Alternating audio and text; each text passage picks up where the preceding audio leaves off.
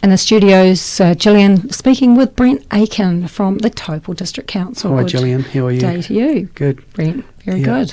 So what's your job at Taupo District Council? Okay, so I've been the Stormwater and Solid Waste Asset Manager for the last 4 years. Prior to that, I was mainly involved in solid waste, so that's looking after all the landfill, the transfer stations, the refuse collection programs, the recycling programs, and all the policy that sort of goes with it. I've also taken school trips to the landfills and to the recycling stations, so I'm sort of dealing with the 5-year-olds right up to the other people in our community that like to know what's going on as well, so right across the gambit really, Jill. From the stormwater perspective, over the last 4 years, looking to try and maximise the quality benefits of stormwater getting into our lake. To the heart of the people in Taupo, that's a very important subject. For me, it's all about stormwater, stormwater pipes, how we capture stormwater, how that water comes from our roads and our streets and enters the lake really, and there's various ways that does that. Historically, most of the stormwater that hits our roads and streets has been conveyed or goes through pipes to the lake. Over the last couple of years there's been a change in philosophy, and we've liked to get water out of pipes and onto the land because it enables the water to slow down a bit.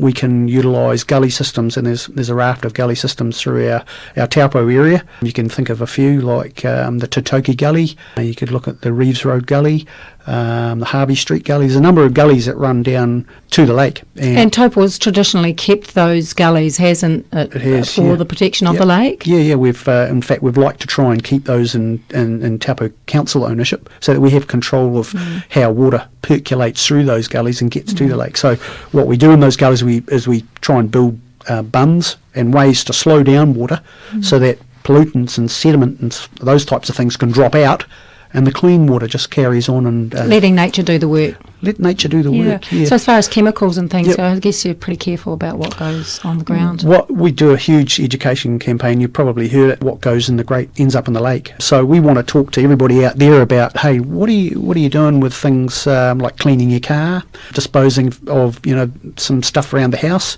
Let's not put it in the drain because it's going to end up straight into our lake environment. Well, where should they clean their car? On the grass is a great spot. Let the ground soak that stuff up. What if you haven't got grass? Most properties have got like a soak hole. So if that can go into the soak hole on the property, then that's going to percolate through the soil. The soil's a great cleaner. So what we're trying to avoid is getting it into that grate because it'll go straight into the lake. But if they haven't got a choice, then be careful on what you put in the water that you're cleaning. Yeah, you can buy environmental products, cleaners and so forth that are okay. So I guess a bit like what Didimo Dave talks about. It's the heart of the attitude, really. Yeah. Heart IQ. Yeah, I suppose for me, the lake is pretty much the most important thing that we have. Obviously the mountains are there as well, but they feed our lake. It's got beautiful clean water. One of my jobs is to make sure that the effects of stormwater, when they run through the 259 odd kilometres of pipe that we've got and down through our major gullies and systems, that when water comes out the end, it's nice and clean. Let's talk about Brent and how you came to get this job after we have this next song. Now, I believe that music is a little bit of soul food to you? Right, yeah. I've always been a bit of a blues and jazz man, just because that sort of, I don't know, I just love the rhythms. I like that type of laid-back sort of music. So, yeah, blues and jazz has always been a bit of a favourite of mine. So here we are with Brent Aitken. Brent with an A and right at the top of the list, as we were just laughing during that song. Well, yeah, when you've got an A as a last name, you usually come to the top of the list at some stage through the process in schools or wherever it might be. So it served me well. It served you well, being an A. Yep. Yeah. Now you've got a couple of boys, have you? Max and Alexander. Yep. So they're 6 and 8. They're good boys. Nice to bring them up and. Well, you would say that, of course. Yeah, nice to bring up, though. Yep. Nice to have them in this environment, nice and safe. Would you call yourself an environmentally conscious person? Yeah, I suppose that when I look at my job, I usually tell people that I provide sustainable environmental solutions for our community. That's how I see my job, working through the labyrinth of options that we have with the available funds to provide sustainable solutions. So, right behind the motivation of what drives you to do this job, it's not just a job, is it? Certainly not just a job, no. So, what happened? What has moulded that attitude? Oh, I suppose if I step back a little bit in time, I'm from South Taranaki. I used to travel up, even as a young baby, from Taranaki, South Taranaki to Taupo on holidays. My grandparents lived here. We always swam on the lakes, went to the hot pools, couldn't wait to get here to go to AC bars or to Brett's. But at the same time, the lake was always this beautiful place to swim. And it was clean. I want to keep it that way. That's a huge focus to me. I look around our environment and it is pristine. It's beautiful. Some people say that New Zealand's not as clean and green as it could be, but I look around our district and I think they're actually wrongly. I think it is. I think it's a lovely place to live. So the two jobs that I have are the basis of trying to keep our environment clean, and I think it's about trying to gather our community around trying to achieve that. And there's a number of things that we do in that sense. It's running landfills and collection services for rubbish, making sure that harmful materials don't enter our environment. So if you think about those types of things where people can help out, making sure that we protect our environment is not putting things down the grate like we talked about. Using the litter bins, I think we've got over 300, close to 350 litter bins, the curbside litter bins in the CBD in our parks. We want people to use those because if you throw the litter on the street, it's going to end up in our lake eventually. And how bad are we, or how good are we? I think we're great. We could always do better though, Jill. You do see litter lying around on the road, bottles and things sitting on the ground. And it's not just the locals, because, I mean, we share this place with so many people.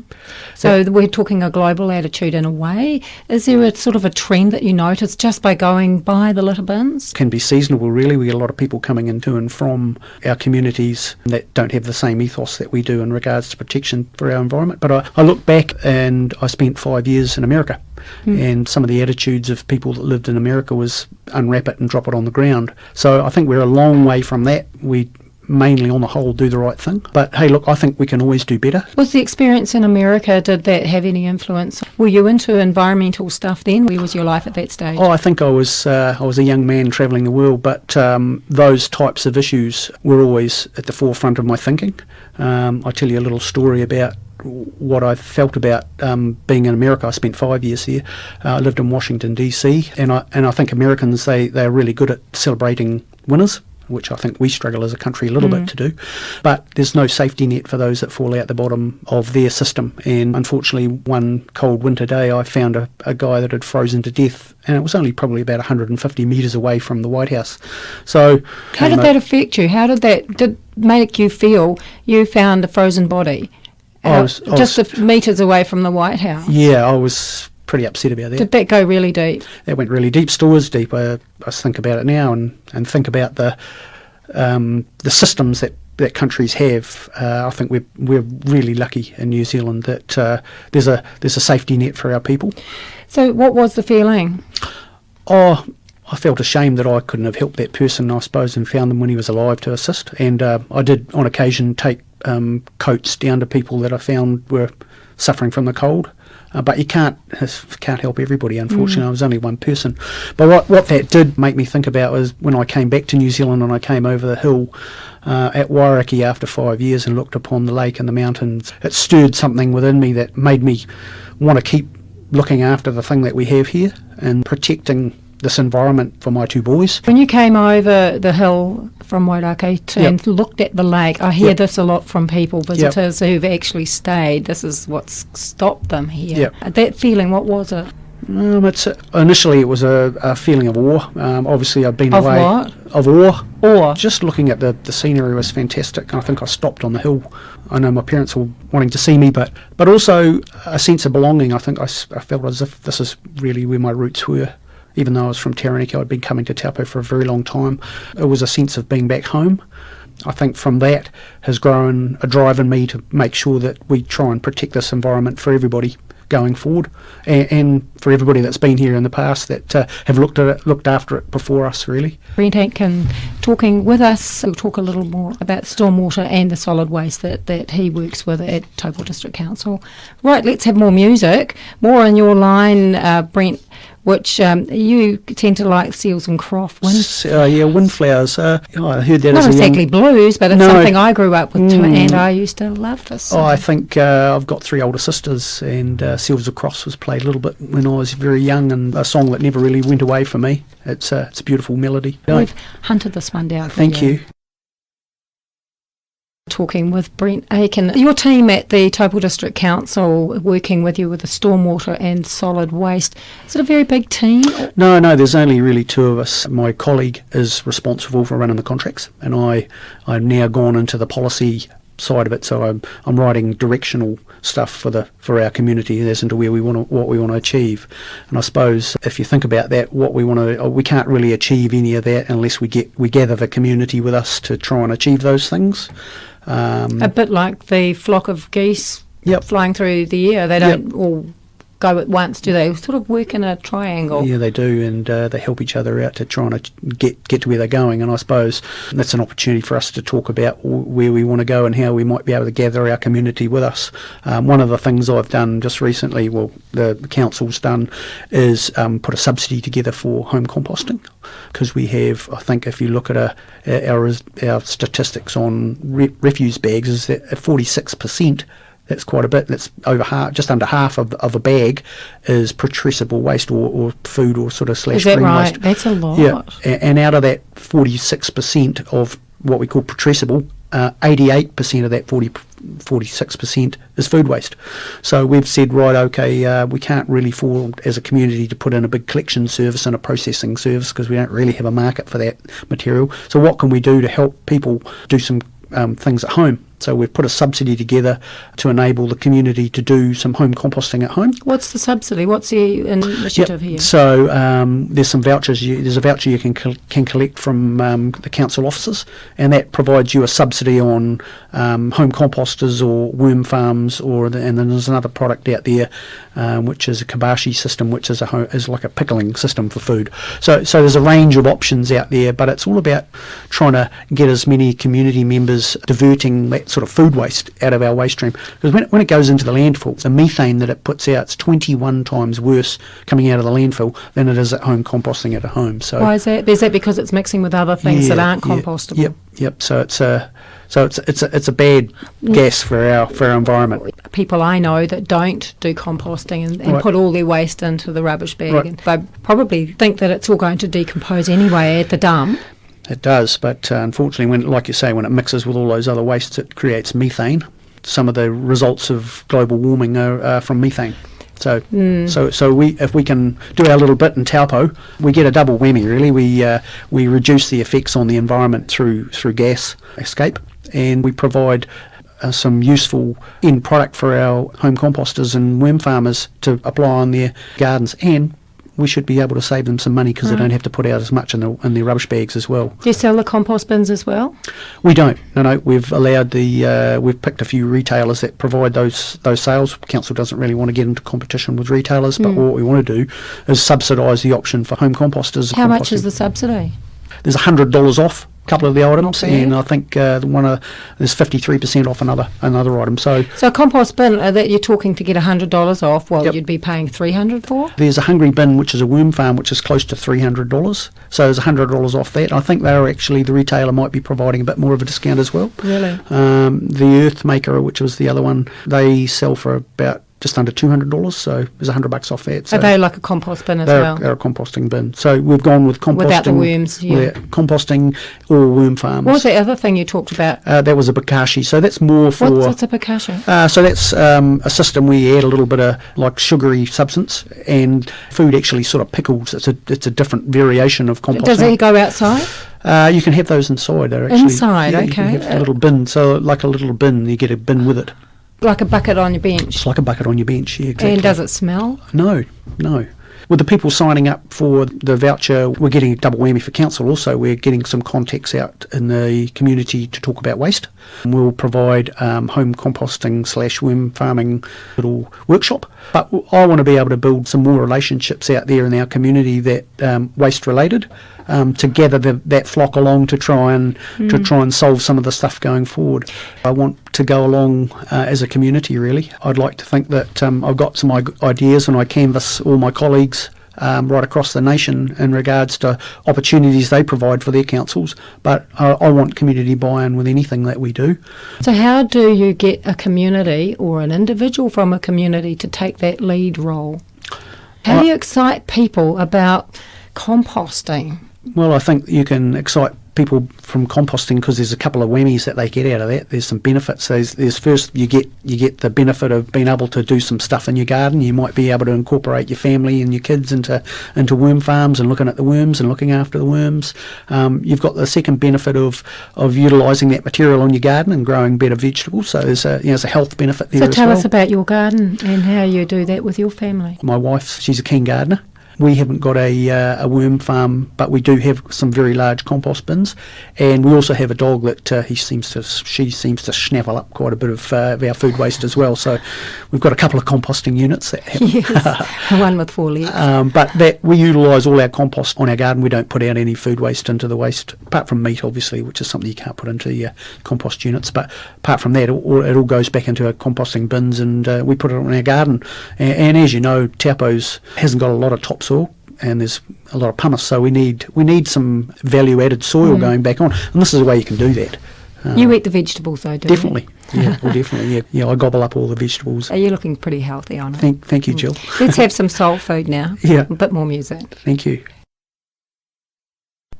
And now with Brent Aitken from Taupo District Council. Now, Brent, we've been talking about curbside this and stormwater, what the council's doing. Mm-hmm. Solid waste, it's a huge subject. What is the Taupo District Council doing to walk the talk as far as this is concerned? If you think about some of the policies that we might have written, we've got an event policy in our bylaw that talks about events having to have waste management plans. So things like the Ironman and the Half Ironman and around the lake, they've all got to have a waste management plan that talks about how they might handle their materials and how much recycling they're going to undertake. So we not only utilise those things in-house, but we try and provide the policy across the district as well. So it's a sort of a conscious thing. It's a conscious thing. Grown hey, organically, if you want to use that word. Yeah, I think if you provide solutions for people will utilise them. We've also put some stickers out on bins, and we've got some more stickers in the office that we want to give out to people to put on their bins. What do they do? So they tell you exactly all the things that you can recycle. Mm-hmm. And you can stick that, it's a sticker, so you can stick that on your green bin. So if you're ever thinking, I wonder if I can put that in there, you just look at the sticker. So if you haven't got a sticker or you want one, come into the office and we'll grab you one. So it's all very well collecting all this recyclable stuff, but then what happens to it? Okay, so I suppose there's another flock of geese analogy here that could come along, because what I need the community to do is to help the contractor, because you imagine the contractor picks up 20,000 collections a week.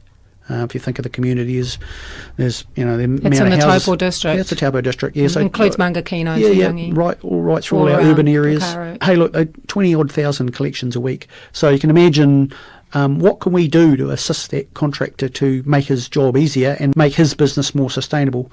If we make it difficult for the contractor, it's going to end up costing us in the long run, because next time they put a tender in for a contract, that'll be more expensive. So the things that people can do at home is to make sure that they sort their materials. If they've got multiple bins, that they sort them, plastics into one and the tin cans into another, and the paper, keep the paper and glass separate because they go into different bins.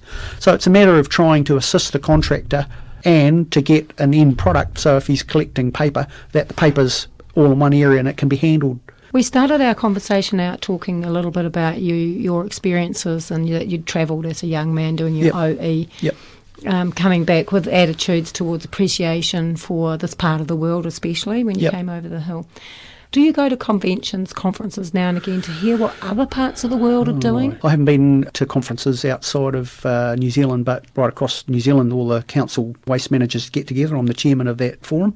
So I have huge interaction at conferences with all the other waste managers right across New Zealand, sharing of ideas about waste minimisation, about how to handle waste, how to try and motivate people to try and do the right thing. Definitely. Is there any one big bang way of how to motivate people? I suppose if you think about what we did back in 2002, we just opened up a new landfill cell, and people would come down with their cardboard and I'd go, hey, but we've got a big cardboard shed, how about putting the cardboard into that? The answer I would invariably get was, well, I've paid my rates, I can dump whatever I want. So that got me thinking along the lines, well, if we made dumping of refuse a cost, and we need that money to be able to pay the service delivery, but we rate funded the recycling side of it, so you don't pull out money out of your pocket every time you recycle. There's a huge incentive for people to divert recyclables because they don't actually have to pay any more money at the time. So what we've actually tried to provide is waste is cost you, recycling is free. Although we pay for it in our rates, the perception is that you don't pay for it. So we have incentivised waste diversion and behaviour change by fiscal motivation, really. So what's the turnabout? As soon as we put in user pays process at the curbside, it went from 35% participation in recycling to 95%, and it stayed around about the 95%. So everybody is participating because they look at the option of saving themselves some money. I would like to think that I can also motivate people to do the right thing because, it's the right thing to do. If we don't recycle, then we've utilised the raw materials to make that product and then throwing them away forever. The great motivators in our community are kids. We've had quite a number of school trips up to the landfill just recently, and to see the enthusiasm and their eyes open up to, hey, look at all that stuff going into the landfill, we should be doing recycling. And all our schools are recycling. They're doing a really good job. There's a Paper for Trees program where they get native trees given to them for the amount of cardboard and paper that they recycle. Is it more a conscious thing that if we were to say to people listening, what more could they do? Is it any one thing you could say that needs to be done that's really a message you'd like to get out? I think it's more about participate in the programs that we've got. And be one of the flock. One of the flock, join in with the flock and fly along with us to make sure that when you go to a landfill that you recycle.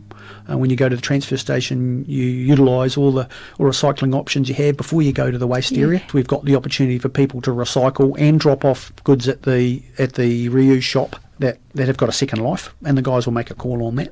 After this next song, I'd like you to describe to us the ideal society when it comes to recycling our waste. Right. So let's have a song now. Got some ideas about that.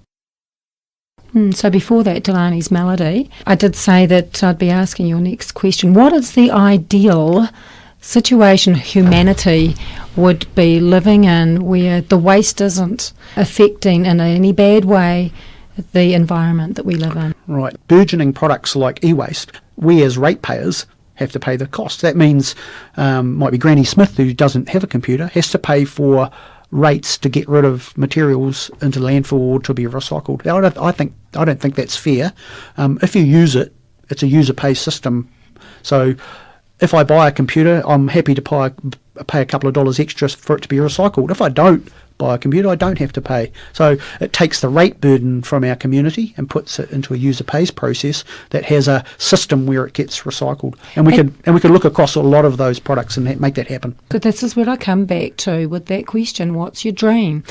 Your dream is very little waste. I'd like to say zero waste, but that's a concept that's not quite achievable from a global perspective, but very close to it. Wouldn't it be great if we were able to have product stewardship programs that enabled the recycling of those materials locally and provided jobs? That's a great opportunity, definitely. If you had a product stewardship program that you paid up front that enabled that material, that product to be recycled because it's got a value, then anything can happen down the train. People can invent lots of different options because there's still some value in that product to be able to process it in some way. Government is spending quite a bit of money on the TV Take Back program, which will roll out in Taupo in September. We as TA Forum lobby government to try and get product stewardship type programs on track or implemented.